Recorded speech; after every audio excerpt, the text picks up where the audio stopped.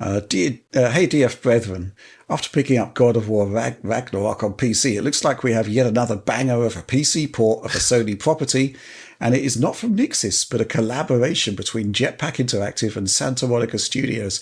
With the exception of Horizon Zero Dawn's launch, how is it possible for Sony to continuously deliver in an industry plagued by ports with #stutter struggle?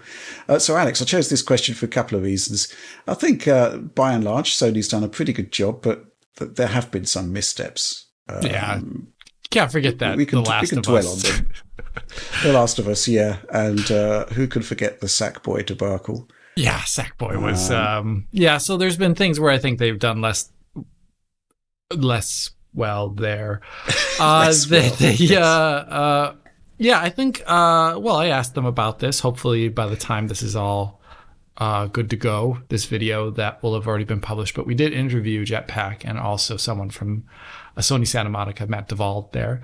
And they made it a part of their development process to not have the game stutter in any way. That was what they wanted to do. And they went through more extreme measures to achieve that from their end. So I think this is very much so a Jetpack thing. They didn't want it that way. That doesn't mean all Sony ports are going to launch that way, right? So I think it's really just them. I think it is so far pretty good in some areas, the port. I think it's better than the first game in a lot of areas in regards to just like stability. I think DX12 was helping them there. Like if you recall in my original video for that DX11 port, it had issues on AMD GPUs where they drop frames all the times, but I think that was like a DX11 driver issue for AMD. Also, if you go back to the original port, like if you'd like walk in between like holes, like God of War uses the loading crawling thing like really often, or doors that load new areas really often that block off, and instead there's like a long door animation and then the game loads. When I did that on PC in the DX11 original port, there were frame time issues that could pop up there, and you really had to power through it with hardware. And this port doesn't seem to have that issue at the moment. So I think it is really just Jetpack throwing their weight behind it. A small team, by the way, just 4 engineers. Amazing. In total at Jetpack. That's remarkable. So you have to think about that. This is not nearly as large as Nixie's. I think Nixie's is like, how many? I don't know. It's like 60 plus. I know that. There's a lot of people at Nixie's, but they also have multiple projects going at the same time. Jetpack is just, they worked on this for like 24 months. Mm-hmm. You played the game, right, John? Yeah, I did. Impressions on my PC build?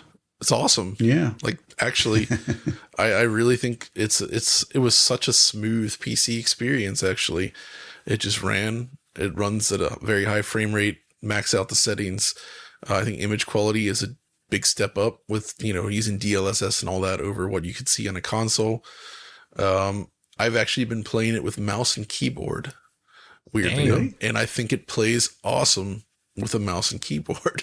Way better than I might have expected, actually. The combat's really fun that way.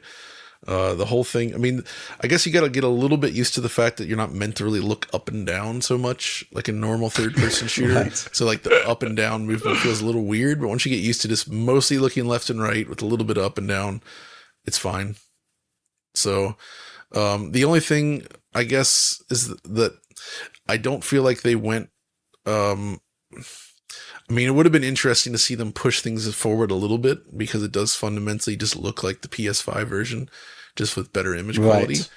But I can't necessarily say that that's bad either. Like it looks like God of War Ragnarok and it runs extremely well. So that's ultimately what you want. You get the game and it runs great. Yeah, it's kind of what you want, really. Exactly. Your coverage, Alex. How's that coming along? Well, right now, due to the fact that it isn't too different from the PS5 version, I've decided to scale down how much I was going to be throwing in behind it. Because honestly, when I look at one of those Nixie's games, and they've added things like RTAO or RT Shadows, then there's more to cover there and there's more to talk about. Here, because it is essentially the PS5 version, just at potentially higher frame rates and higher image quality, depending upon your rig, I think I'm just going to be really just focusing on optimized settings and talking about things that I would like them to implement. Because, this is like a feedback video at that point. And I would love to see things like, probably not so doable, but like an FOV slider, because the game already does support 32.9 and 21.9. So I think that could be doable. I think there's like a bug with HDR requiring like the game to be you need to re-enable HDR after the game restarts or something, like each time you play it. I think that's a bug. There's things like that. There's just like it's more like a feedback video at this point than a blowout. Here's Ragnarok on PC destroying the consoles or something like that. It's not going to be like that.